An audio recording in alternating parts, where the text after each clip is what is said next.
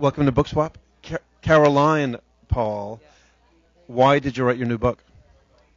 I actually wrote East Wind Rain after 5 tries at fiction. I'd entered writing nonfiction. I wrote a memoir about being a firefighter, and I sort of knew that story because I'd lived it.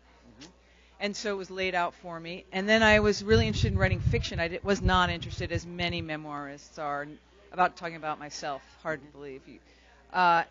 And so I decided to write fiction, but I had I struggled.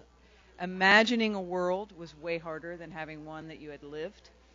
And so finally I realized that this was getting to be a problem. Like, I hadn't finished these books. I kept putting them away. 5 books. Like, almost halfway, 3/4 of the way, lots of writing. And I thought, I'll take a true story and I'll fictionalize it because I know I can do something that's true. And so East Wind Rain was born. And it was actually sort of an exercise in finishing, because you can, as a writer, it's sort of a pathology if you don't finish. So I thought, I'm just going to finish. It doesn't have to be published. And it was published.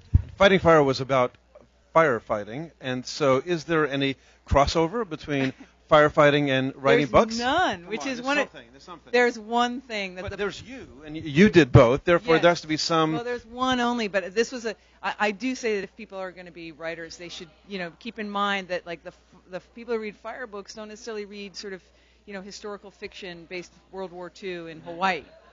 But the first chapter, the whole book starts with a fire, which is a Japanese military plane that crashes into an island that he thinks is uninhabited, crash lands. So there's destruction and injury. That's. When you write a book, do you do author tours? Is that an important part of how you market a book? Well, that's an important part of how the writing industry marketed a book. I'm not sure these days it's the best way, but I did extensive tours for both of them, and I enjoyed it. What was your favorite city or experience? I got to go to Kauai for East Wind Rain, so yeah. And I got to see the island that I write about. What I write about, a private island called Ni'ihau, which I was not allowed to go on because it's privately owned. And even though the story takes place, 60 years ago, the owners would not allow me to go on. They're very protective of first of all, the true story, and second of all, their island. But when I went to Kauai to do my book tour, I got to see the island, which was amazing.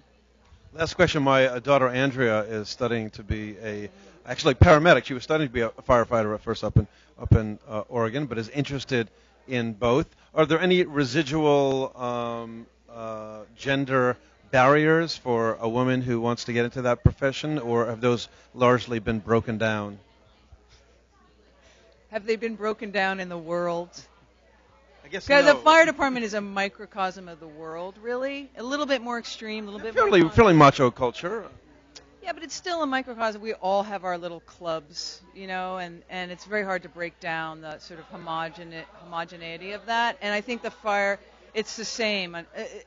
Fire guys are awesome, super interesting, but it's still very difficult for women to come into a culture that for hundreds of years was sort of constructed by men. So it's a very male culture. So for women, that's really hard to understand. A lot of it is just a communication issue. Like, we don't understand the rituals that you guys are going through. But, I know it's a lot easier than when I first got in 1989, where I was only, I was the 15th woman out of 1,500 men. It was very different then. Yeah. So, name of the book, East Wind Rain. Good luck with it. Enjoy Bookswap. Thank you. Thanks. Thank you.